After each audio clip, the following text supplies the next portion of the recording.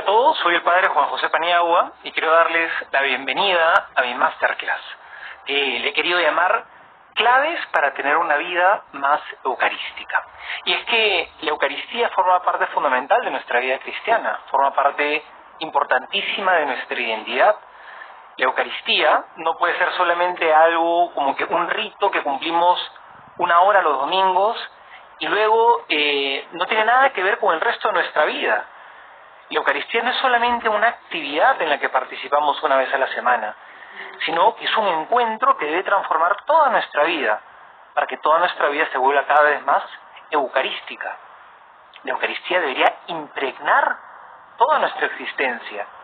La Eucaristía debería marcar una dirección en nuestra manera de ser. Y por eso, en esta masterclass que quiero compartir con ustedes, quiero justamente hablar de algunas claves. Voy a hablar de 3 claves fundamentales que nos pueden ayudar a tener una vida más eucarística. Y la primera clave, que quiero plantearla como un requisito, ¿no? Esta primera clave es un requisito para poder tener una vida más eucarística, y es estar hambriento de Dios, descubrirme necesitado, cultivar esa actitud de humildad que hace que tenga hambre y sed de Dios. Y esto es importantísimo, porque una persona que se descubre hambrienta y necesitada de Dios va a buscar a Dios con deseo, va a querer alimentarse del Señor. Una persona que no se descubre hambrienta no va a buscar el alimento espiritual, va a participar de la Eucaristía, pues se le va a parecer aburrido, monótono, sin sentido. Cuando uno está hambriento, no saben cuánto disfruta la comida. Cuando alguien está hambriento, pues sabe que la comida está ahí y va a ir corriendo a recibirla con gozo, con alegría, con deseo. Por tanto, el primer requisito para una vida eucarística es estar hambriento de Dios, reconocernos necesitados de Dios, cultivar en nuestro interior una actitud de humildad, saber que no nos bastamos a nosotros mismos, sino que necesitamos alimentarnos de alguien que es más que nosotros. Porque ¿saben qué cosa es lo que más nos aleja de la Eucaristía? Pues es la falta de hambre espiritual, que va haciendo en nosotros personas de un corazón indiferente. Y el corazón indiferente no necesita alimentarse del Señor. Por lo tanto, yo creo que esa podría ser una primera pregunta. ¿Tú te descubres necesitado de Dios? ¿Descubres que en tu interior tienes hambre y sed del Señor? Si estás hambriento, ¿sabes qué puedo decirte el día de hoy? Tienes una gran bendición. Qué gran bendición vivir y estar realmente hambrientos del Señor. Y esto es muy importante para el mismo Jesús. Es por eso que probablemente en los evangelios, cuando los hemos leído, nos damos cuenta de quiénes eran las personas a las cuales Jesús les mostraba mayor amor, mayor cariño, mayor cercanía. Mira qué tipo de personas eran. Pues a los niños, a las viudas, a los pobres, a los pecadores, a los enfermos. ¿Saben qué tienen en común todas estas personas? Eran personas que estaban necesitadas, y como estaban necesitadas, buscaban a Jesús. Y como buscaban a Jesús y tenían hambre de Él porque estaban necesitados, pues Jesús se les daba todas sus bendiciones. Pero no porque Jesús quiera dárselas a unos sí y a otros no, sino porque estas personas se dejaban amar por Jesús, tenían el corazón abierto. ¿Saben con quién Jesús era sumamente duro? Con los fariseos. Porque ellos se creían que por sí mismos eran tan buenos, ¿no es cierto? Se creían tan buenos que el amor de Dios se resbalaba por su soberbia y no llegaba a impregnarlos. Se habían vuelto por su soberbia impermeables al amor de Dios. Cuando en cambio nos descubrimos así, necesitados, hambrientos, pobres, como dice Jesús en las bienaventuranzas, ¿no es cierto? Bienaventurados los pobres de espíritu, los que se sienten necesitados en el corazón, los que están hambrientos, porque de ellos es el reino de Dios. Bienaventurados si tienes hambre de Dios, porque vas a abrir tu corazón a la Eucaristía, a alimentarte de Él, a dejar que Él de verdad permee y transforme toda tu existencia. No sé si les ha pasado alguna vez, ¿no?, que han escuchado esa frase que dice: el mejor condimento es el hambre. No, y es verdad, ¿no? Alguna vez has llegado a tu casa, pues, pero muriéndote de hambre, ¿no? Con un hambre, pero así terrible. Te apuesto que te sirvan lo que te sirvan ese día, te vas a ver delicioso, riquísimo, lo vas a comer con un gusto, porque el hambre justamente hace que uno pueda saborear las cosas y poder descubrir la belleza que tiene, ¿no?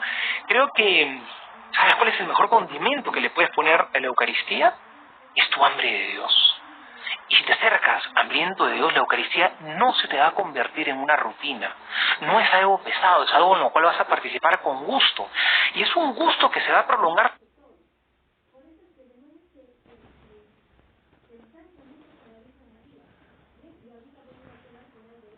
no solamente en el momento que participas de la misa, sino es un gusto que te va a dejar un deseo, ¿no es cierto?, para el resto de para los siguientes días, con deseo de seguir buscando a Dios.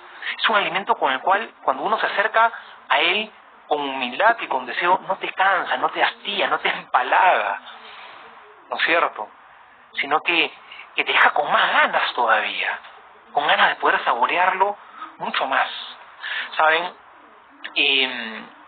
Santo Tomás de Aquino, este gran santo de la Iglesia, hace 9 siglos compuso un himno que es bellísimo, que es muy tradicional en la Iglesia, aún en los días de hoy, ¿no? Es el Adoro te devote.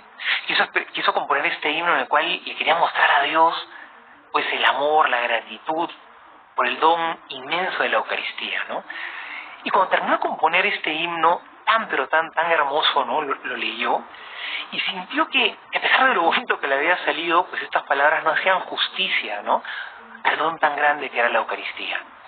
Y en ese momento, cuando estaba con este himno, ¿no?, habiéndolo leído frente al sagrario, ¿no?, frente a Jesús sacramentado, escuchó que salía una voz del sagrario que decía: muy bien has escrito, Tomás, ¿qué cosa quieres recibir en recompensa? Y lo que le brotó de corazón a Santo Tomás de Aquino en ese momento fue decirle: Señor, mi recompensa eres tú, Señor. La recompensa que yo quiero es estar unido a ti. Esa es mi gran recompensa, para eso vivo, ¿no es cierto? Pues cuando uno crece con eso y cultiva ese deseo de Dios en su corazón, también brota ese deseo de decirle: Señor, mi recompensa es estar contigo. Y toda mi vida, mi alegría es estar contigo. Entonces creo que ese es el primer requisito para vivir una vida eucarística: ser humildes de corazón, cultivar ese hambre, ese deseo de Dios, para que la Eucaristía no sea solamente un momento, una actividad en nuestra semana, sino que permee toda nuestra vida, transforme nuestra manera de ser, ¿no es cierto?, y sea una actitud de constantemente estar buscando con deseo a Dios. La segunda clave importante para cultivar en nosotros una actitud y tener una vida cada vez más eucarística, la segunda clave es la gratitud. Y quiero profundizar en esta porque me parece importantísima, ¿no? Y además, el participar de la Eucaristía va haciendo en nosotros, va cultivando en nosotros que vivamos agradecidos con la vida. Una persona que vive agradecida con Dios es una persona que ha permitido que justamente la Eucaristía empiece a permear su vida. ¿Y saben por qué digo que esto es importante? Porque la gratitud forma una parte fundamental de nuestra vida. Saben, cuando somos pequeños, cuando somos niños, probablemente nuestros papás desde chiquitos nos enseñaron a ser agradecidos, ¿no? Porque si no eres agradecido, eres un maleducado. Y es verdad, ser agradecido es una cuestión de buenos modales. Pero cuando uno es agradecido con Dios, no es por buenos modales, es por una cuestión de amor. El que vive agradecido a Dios, con Dios, es porque de verdad lo ama. Y esto creo que es importantísimo. No se puede una persona que vive agradecida con Dios no puede no amarlo. La gratitud a Dios conduce necesariamente al amor a Dios. Son dos actitudes que están íntimamente unidas: estar agradecido y amar a Dios. Una lleva a la otra, ¿no es cierto? Y ustedes saben que hay muchas maneras en las cuales le podemos dar gracias a Dios. Hay muchas maneras en las cuales podemos mostrarle nuestra gratitud a Dios, pero entre todas las maneras en las cuales podemos agradecerle a Dios, el Señor quiso dejarnos una muy particular, muy privilegiada, que es la manera más grande, más elevada, a través de la cual podemos agradecerle a Dios. ¿Y saben cuál es? Es la Eucaristía. El mismo nombre lo dice. Eucaristía es viene de la unión de dos palabras griegas que significan acción de gracias. ¿Saben cuál es la mejor manera de darle gracias a Dios? Pues ofreciendo el sacrificio de la Eucaristía. Es la manera privilegiada y principal como podemos mostrarle nuestra gratitud a Dios. Y Jesús quiere que seamos agradecidos con Él. Es que, ¿saben qué pasa? Quiere que seamos agradecidos con Él, no porque Él quiera así, vengan a darme gracias, no porque se crea lo máximo, ¿no? De hecho, ¿cómo se llama? No va por ahí, ¿no? Jesús quiere que le demos gracias porque a nosotros nos conviene dar gracias. Porque el que vive agradecido con Dios, ¿saben qué cosa pasa? Es fiel a Dios. Es imposible que una persona viva agradecida con alguien y que luego la traicione. Es que no, tú imagínate una persona con la cual te sientas eternamente agradecida. A esa persona no la vas a traicionar, sino que la gratitud lleva a la fidelidad. Dios quiere que seamos agradecidos con Él, no porque a Él le convenga, sino porque nos conviene a nosotros ser agradecidos. Y justamente, ¿qué cosa es lo que hace la Eucaristía? Es una acción de gracias que va forjando en nosotros un corazón agradecido. ¿Saben cuál es una clave para vivir una vida eucarística? Pues tener un corazón agradecido. Y eso va generando en nosotros participar de la misa. Va formando en nosotros un corazón agradecido. Y Jesús quiere esto, como les decía hace un momento. Quizás podemos recordar ese pasaje bíblico en el cual Jesús sanó a 10 leprosos, no sé si se acuerdan, ¿no? Y los 10 y Jesús les dice, ¿no? Bueno, vayan a presentarse al sacerdote, ¿no es cierto? Y quedarán curados. Y cuando estaban de camino, ¿no? Para presentarse ante el sacerdote, se dieron cuenta en el camino que quedaron curados. Pero los 10, solamente uno regresó a darle gracias a Jesús. Era un extranjero, era un samaritano. Y Jesús alaba a esta persona. Solamente uno regresó a dar gracias, ¿no es cierto? ¿Saben qué es lo que ocurre? Que el que está agradecido es porque ha recibido un don, porque ha recibido un regalo, ¿no es cierto? La palabra gracias viene también de la misma raíz de la palabra gratis. Las dos palabras, gracias y gratis, vienen de la misma raíz, ¿no es cierto? Porque uno en realidad, sobre todo, está llamado a dar gracias cuando alguien cuando ha recibido algo como un don, como un regalo inmerecido, con mayor razón dices gracias, porque esto ha sido por amor, lo he recibido como un don gratuito. El que se olvida de ser agradecido, se está olvidando que las cosas que Dios nos las da gratis, nos las da por amor. A veces pensamos en esta vida que todo lo que tenemos nos lo hemos ganado y nos lo merecemos, pero no es así. Si Dios nos diera a ti y a mí lo que nos mereciéramos, creo que estaríamos en graves problemas. Felizmente Dios no nos da lo que nos merecemos. Dios nos da gratis. Dios nos da por amor. Dios nos da gratis porque nos ama. Dios no simplemente nos premia. Los premios uno los recibe por su esfuerzo. Dios, más que premios, nos da regalos. Los regalos no se ganan, se reciben como un don de amor. Son un regalo. Dios nos quiere regalar. Y después de recibir tantos regalos de Dios, pues justamente ya que hemos recibido gratis, de esta gratuidad viene el deseo de decir gracias, vivir agradecido, participar de la Eucaristía, que es ese don inmerecido de Dios que se entrega y se da como alimento gratis, porque no lo merecemos para ti. Participar de esta Eucaristía, de esta acción de gracias, va cultivando en nosotros una actitud eucarística. Es decir, de vivir en nuestra vida en una constante acción de gracias. Para que podamos forjar en nuestro corazón esa actitud que dice de una manera tan hermosa el Salmo 115. ¿Cómo podré pagarle al Señor todo el bien que me ha hecho? ¿Cómo podré pagarle al Señor? Vivo agradecido. ¿Cómo puedo pagarle al Señor todo el bien que me ha hecho? Dice el Salmo, ¿no? Alzaré la copa de la salvación, continúa diciendo, ¿no es cierto? Cumpliré mis votos al Señor y alzaré la copa de la salvación. Ya desde los Salmos, esa copa de la salvación está haciendo referencia a la Eucaristía. ¿Cómo podré pagarle al Señor todo el bien que me ha hecho? Alzaré la copa de la salvación, es decir, la Eucaristía. Participar con amor de la Eucaristía, justamente la manera como le doy gracias a Dios y que va forjando en mi interior una actitud constante de gratitud a Dios. Porque sé que las cosas que recibo del Señor no son tanto porque me las merezco, sino son porque Él me las regala. Y por lo tanto estoy eternamente agradecido al Señor y no le voy a ser infiel. ¿Cómo podré pagarle al Señor todo el bien que me ha hecho? Eso justamente va haciendo la Eucaristía en nosotros, va generando esa actitud eucarística, de vivir en una constante acción de gracias. Y la tercera actitud eucarística importantísima es la caridad, es la comunión, es vivir el amor con el prójimo. ¿Cuántas veces hemos llamado a la misa o a la Eucaristía comunión? Y es que es muy bonito, porque eso es justamente uno de los efectos fundamentales de la Eucaristía en nosotros. Nos hace vivir en común unión con Dios y en común unión con nuestros hermanos. Vivir la caridad, vivir el amor, vivir la misericordia es justamente el signo visible de que la Eucaristía está surtiendo ese efecto en nosotros, que la Eucaristía no es simplemente una actividad en la que participamos, sino que la Eucaristía está transformando y convirtiendo nuestra vida. Y esto es muy importante que lo recordemos, ¿no? Porque es justamente lo que Jesús le dijo a sus apóstoles, ¿no? Cuando multiplicó los panes y los peces, ¿se acuerdan? Habían 5.000 hombres, sin contar mujeres y niños, y Jesús con 5 panes, y en esta situación, porque estaba ya atardeciendo, vienen los apóstoles y le dicen a Jesús: oye, Señor, mándalos que se vayan cada uno a su casa y que cada uno se consiga su comida. Aquí la gente se nos va a empezar a morir de hambre, ¿no? Hicieron los apóstoles lo que a veces humanamente nos sale primero, ¿no? Jesús despacha a los que se vayan y que cada uno se las arregle por sus cuentas, ¿no?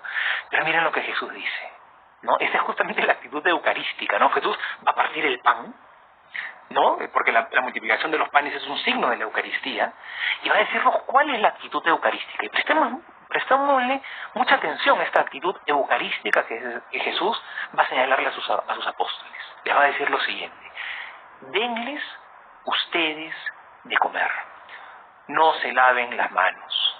Recibir este pan que baja del cielo, este pan que viene de mis manos, este pan que da la vida eterna, que soy en realidad yo mismo, ¿no es cierto?, tiene que llevarnos a nosotros a vivir la caridad fraterna. Denles ustedes de comer, no se laven las manos, vivan en comunión entre ustedes como hermanos, preocúpense los unos por los otros.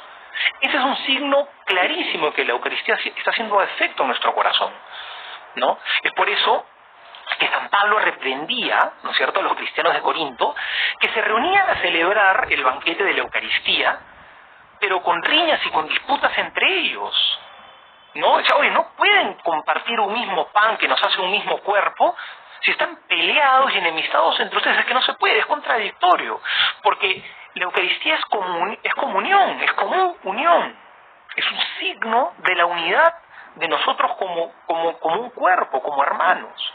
Y no podemos recibir la Eucaristía y estar peleados entre nosotros. El mismo Jesús lo decía, ¿no?, en el Evangelio: si vas a presentarte en el altar y recuerdas en ese momento, si vas a presentar tu ofrenda ante el altar y recuerdas en ese momento que tu hermano tiene algo contra ti, oye, un ratito, deja tu ofrenda primero, reconcílate con tu hermano y luego ven a presentar tu ofrenda frente al altar. Y eso es lo que Jesús pide, porque la Eucaristía tiene que justamente llevarnos a la comunión. Yo no puedo acercarme peleado con todo el mundo. Es por eso que también, que cada vez que participamos en la misa y vamos a comulgar, antes de comulgar siempre rezamos el Padre Nuestro.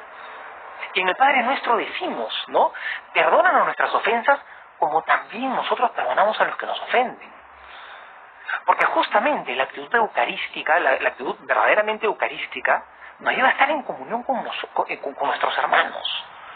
Y esto creo que es importantísimo, ¿no? No podemos acercarnos a la Eucaristía, donde Jesús se entrega como un don, donde Jesús nos muestra su amor hasta el extremo, pero luego vivir peleados entre nosotros, ¿no?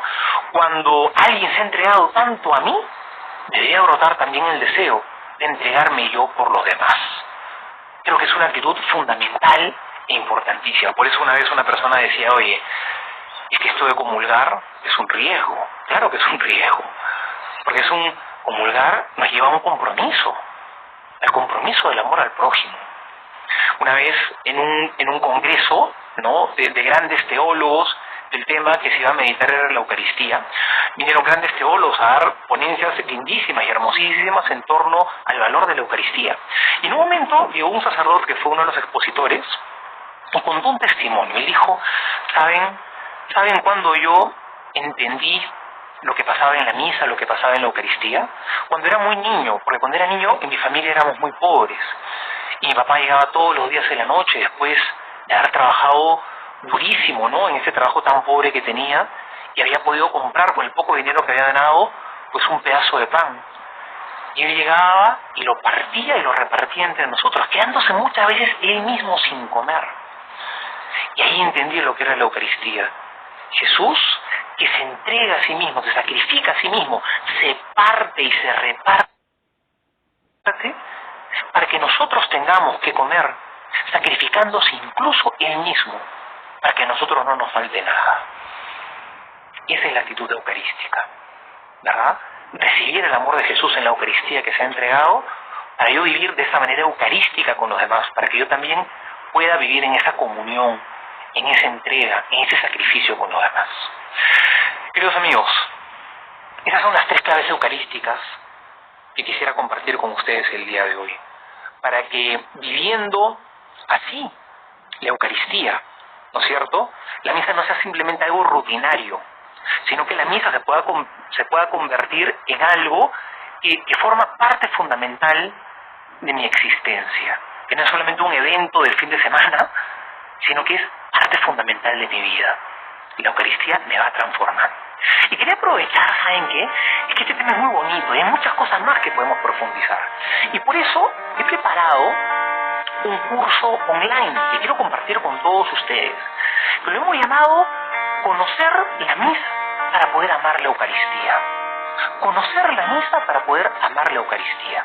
Y ese es el objetivo de este curso que he preparado, que podamos conocer mucho más lo que pasa en la misa, porque muchas veces nos ocurre que no entendemos, no sabemos lo que pasa en la misa, y por lo tanto la misa se nos convierte en una rutina, y no somos capaces de poder sacar todo el provecho que tiene la Eucaristía para nuestra vida, porque estamos aburridos, acostumbrados, no entendemos, no sabemos qué ocurre, no sabemos cuál es su importancia.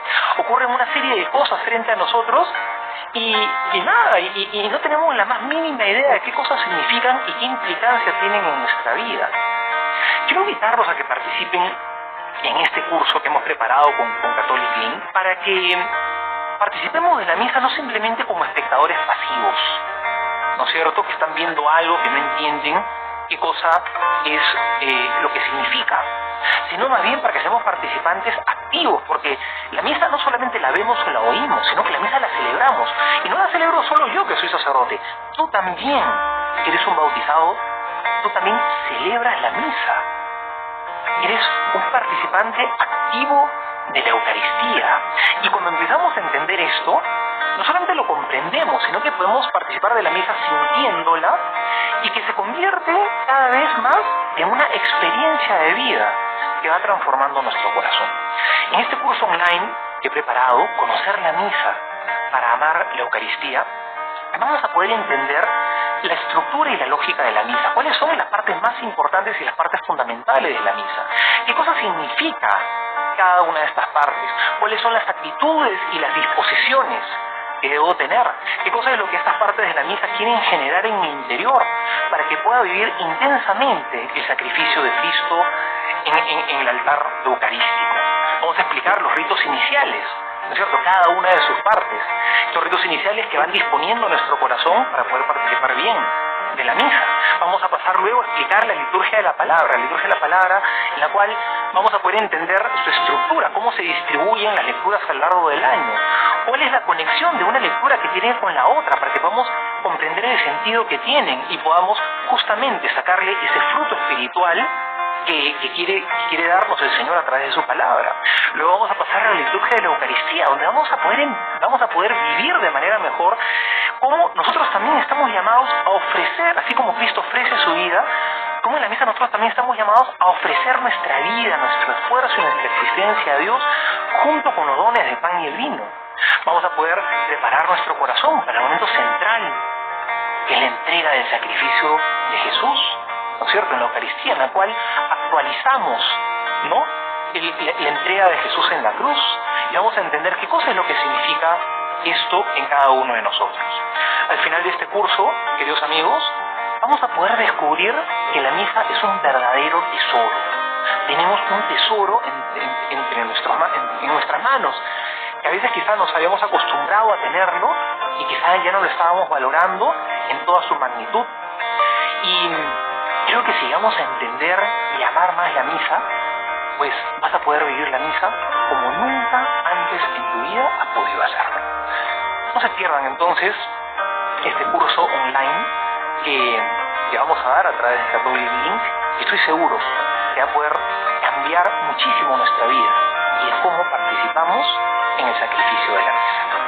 Muy bien, queridos amigos, quisiera simplemente terminar ya después de esta masterclass que quería compartir con ustedes, invitarlos por favor a que dejen abajo sus comentarios. Comenten por favor qué les pareció, qué les ha parecido realmente importante, qué experiencia han tenido ustedes que quisieran compartir con los demás, ¿no es cierto? Para que así también, poniendo, ¿no?, de lo que hemos vivido, de lo que hemos sentido, de lo que nos ha parecido importante, de lo que hemos experimentado, de cosas que nos han ocurrido, ¿no?, podamos también entre todos enriquecernos y hacer que esta experiencia sea realmente valiosa para todos aquellos que le escuchen, que vean este video y que quieran participar, ¿no es cierto?, de esta experiencia, ¿no?, que vamos a compartir juntos. No me alargo más, los espero y que Dios los bendiga.